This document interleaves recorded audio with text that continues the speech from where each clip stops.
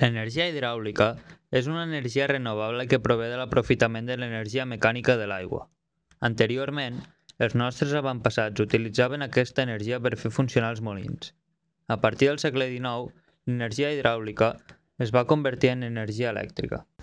L'aigua emmagatzemada en una presa és conduïda per una canonada fins a la central, on gràcies a una o diverses turbines hidràuliques es produeix energia elèctrica. La potència de la central pot variar entre 30 megawatts, les minicentrals fins a 14.000 megawatts. En contra més potència, més turbines es necessitaran. L'energia hidroelèctrica és la més segura i neta. Econòmicament té un cost molt baix. El combustible és aigua, per tant, una matèria prima totalment renovable. Per contra, al construir l'embassament i la presa es produeixen danys al medi i sovint trasllats de població.